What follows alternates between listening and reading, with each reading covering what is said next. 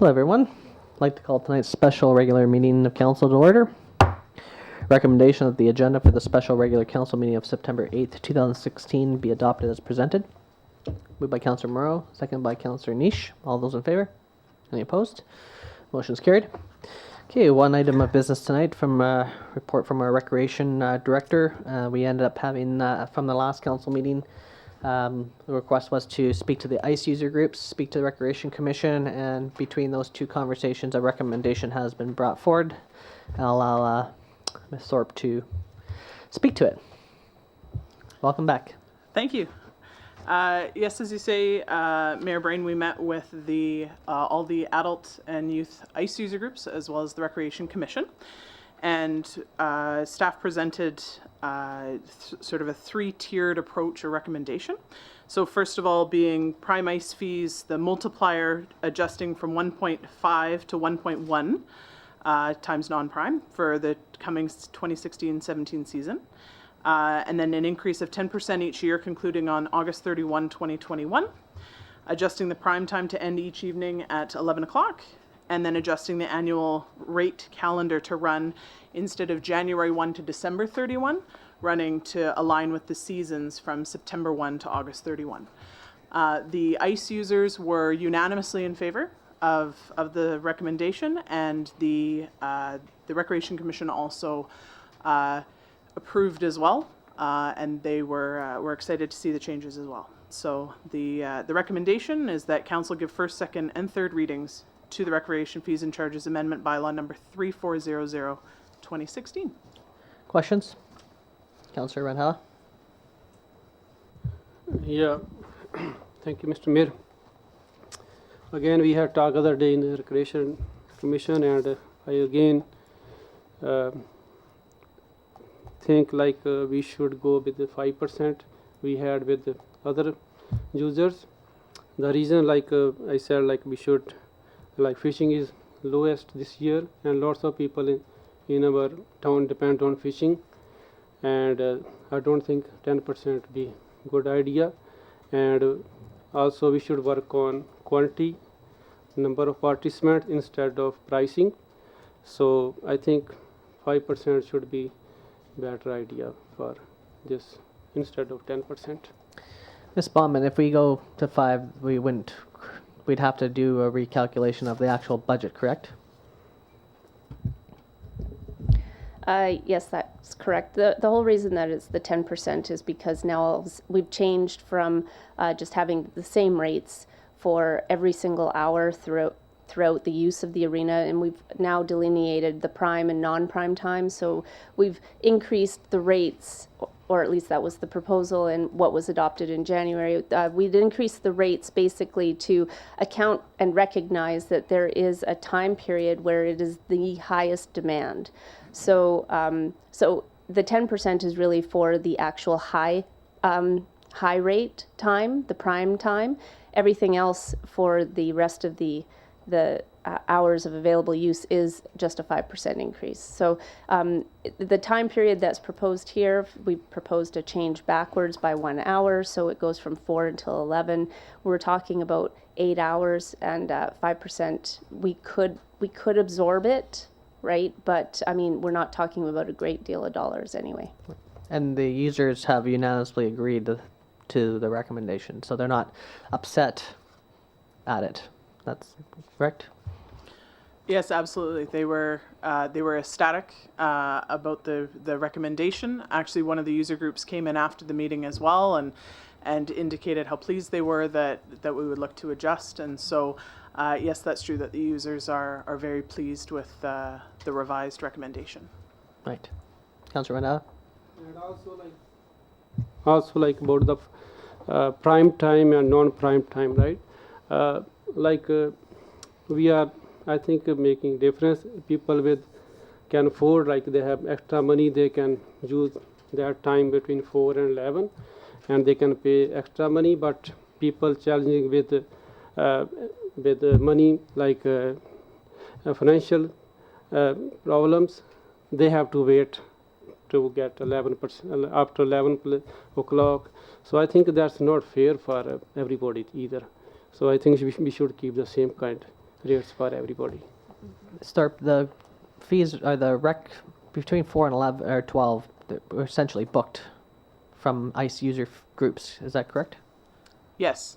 So there isn't no open public skates or anything like that at this point. Maybe on a couple of the nights, but No, so the message that we reminded our user groups is typically in most municipalities, the municipality will actually, the first step is they'll carve out their own public programming time first, and then start to look at distributing it toward their user groups from there. Since the demand is high locally, I think it's important that we honor that if our community right now is saying they can sustain that demand, I'm happy to have us rent that ice to folks as opposed to retaining ice because the demand is so high. Which, like I say, is atypical of most municipalities, but we do want to honor locally. So yes, the demand is very, very high for that time, which is why we want to honor that by maintaining that 1.1 multiplier, or 10%. so the ice is booked. So regardless of fees, it doesn't make a difference that the ice times are full. Correct. Okay, Councillor Cunningham. So just to simplify this, everything's up 5% except the prime. Is that basically what I just heard from Corinne? Sorry, can you repeat that? I didn't. So just to simplify it, it's a 5% increase in everything except the prime, which is 10. And the prime time, the users that are more than happy because that prime time at one time was going to go up almost 50%. And now that it's down to 10%, they're quite happy with this. It's not going to impact the taxpayers at all. And the user groups have bought into it. And with the change of the 1 hour rollback to 11, the only group that was worried about that is now quite happy with it. And so I think for the little bit of time and the fact that the users have all met and said they agree with this, then I don't see where it's a problem. It's not impacting anyone that can't afford it. I talked to the user groups, the two main ones that use it this time. They were very concerned about the first raise, but this one here, from their indication, is everyone can afford it, and they're not worried they're not going to lose any ice time, because they don't have to cut back on games or people participating in it. And they also indicated to me that if there was any hardship cases, rather than pay up front, they would make an arrangement where the people could pay monthly or quarterly if there was an impact on anyone. So everyone seemed to be, that I have talked to about it, and including, people that were just on the fringe about whether they were going to play or not, are quite happy now. As well as the commission itself too. And just to touch on what Councillor Cunningham is saying as well, is that, yes, that's true that the adult users have agreed to, if they need to, if there are hardship cases, that they'll support those folks. From a youth standpoint, so the youth that would be at the sort of prior half of that 4 till 11 p.m. timeframe, we're actually in the process of erecting a local kids sport chapter here in town. So to also, again, provide additional support to families who may not have access to some funds. Additional comments? Councillor Thorkelson? I was concerned, I wasn't quite, I didn't quite understand what your explanation was about the skate, the public skate.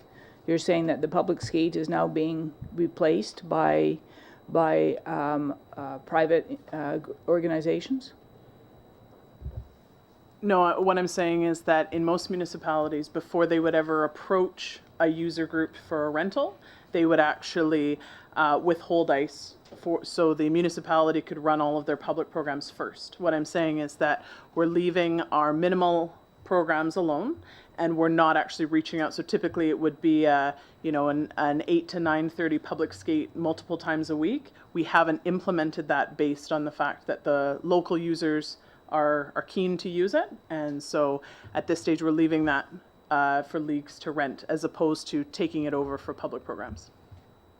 So what you're saying is there's no public skate?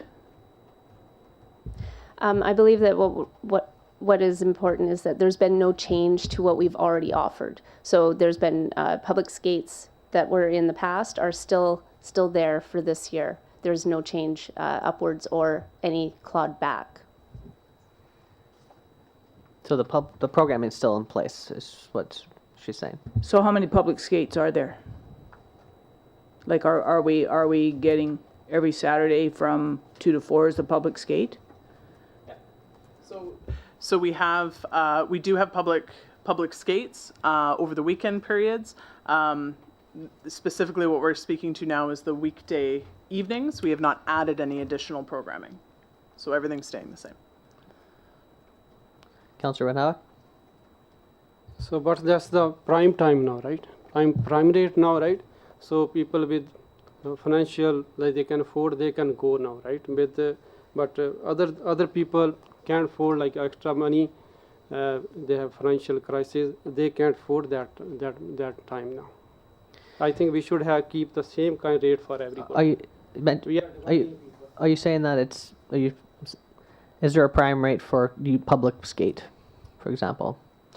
No, since it's an internal program, Right. it doesn't function under the same. It's only for the user groups who are renting at those prime times, correct? Correct. Right. And I have not received one piece of feedback that there is any user currently, as part of those adult user groups, that does not have the resources to participate. There hasn't been one individual who has made any inclination to their league, to staff, to anyone. Further discussion? Lots of people probably don't know, like last time when we changed the rates, and lots of people we had discussed, they didn't even told to their membership, and when membership came to us, then say nobody told us, so probably nobody knows yet. Just so we're clear too, that when we had the adult and youth user group meeting, there was actually ownership by the user groups indicating that they were told in plenty of time to make arrangements, and that their representatives didn't circulate the information. So the user groups have owned the fact that they were educated. And steps have been taken so that that doesn't happen again. Correct. Councillor Cunningham? Okay, on that point, Councillor Rendau is saying is that was a problem in the beginning. That's why we're here a second time readjusting these rates, because some of the members of the user groups were not communicated to properly, and they came out, and there was the women's skating, the figure skating, the rec, and when we adjusted the youth, that's why the committee of the whole meeting had a bunch of people here to discuss it. We went back, readjusted it, and right now, public skate hasn't gone up more than 5%, if that, and then the only increase is the 10% for prime. Everything else is just like you asked for, 5%. So, I don't see a big deal, especially when the user groups that are paying that extra 5% have all agreed that they're quite happy with it. I've actually reached out to members of these groups and asked. My son plays rec hockey, and a lot of these guys were phoning up before that meeting, quite upset about the 50% increase, but they're quite happy with what they're getting now. I'll just note too that the fees aren't actually changing, it's how we're phasing in the fees. What we had originally planned is still the plan over the next 5 years. It's just the incremental increase, which has been communicated. Every user group, when they came, actually one came to the Recreation Commission too, also mentioned that we understand that fees do need to go up and that we need to start becoming more of the norm. And the prime stuff is nothing out of the ordinary. We're probably the only community not doing a prime rate, where every other community is doing a prime rate. So we're actually just becoming part of a more efficient system, and it's balancing again the needs of the community and the needs of the taxpayers. And at this point, I see the user groups happy, I see the Recreation Commission happy. Looking back, maybe next time it's just really calculating every group and what those costs will be before we make these decisions, just to know in advance. But however, we've made the adjustments. Everyone's good. I really agree with Councillor Cunningham. I think we've done a lot of consultation on this. I see it as something positive and to begin the process of moving forward. Other comments? Yeah, I'm just concerned again about public skate. What has the public skate increased by 5% or by 10%? I'd have to pull those numbers and circulate them to council.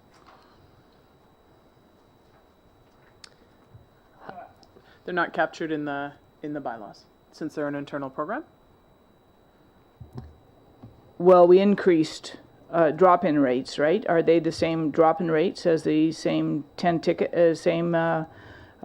single admission drop-in rate of $231? Is that for admissions for rec fees and charges? Was that the same for the skating as it was for a drop-in admission? Yes, that's correct. So it would fall under our 5%. Yes. I think that probably organizations are going to have to have alternatives. They can raise money. They can sell pop bottles to keep their fees down that minor hockey is going to charge. They can collect pop bottles, or they can do whatever. My concern is more as public access. So I think that I agree with you, Councillor Wandawa, on trying to keep the fees lower. My concern is mainly public access. I think that a 10% increase for organizations is probably sustainable if they are agreeing it's sustainable. If minor hockey needs to go and raise money because they're losing registrations, that's how they would know. If people can't afford the registrations and they lose registrations, they're going to have to raise the money in some other manner. And so I think that's a fair use. But my concern is whether public skate fees have gone up so that people who just want to go for a skate, or kids that want to learn how to skate, that the skate rentals and public skating is not over the heads of individuals. I think anybody who can afford minor hockey can help with fundraising if that becomes more difficult. And I'm not really that worried about adult hockey. I think if you're an adult and want to play hockey, probably your equipment is probably a lot more expensive than what we have for a 10% increase. But what I am concerned about is that the public access, the public swim tickets, the tickets to the skating rink, the sharpening tickets, the stuff that the people that you talked about that had a lousy salmon season, or people who are working for $10.45 minimum wage an hour have a chance to go in and enjoy those facilities. And I totally agree with you.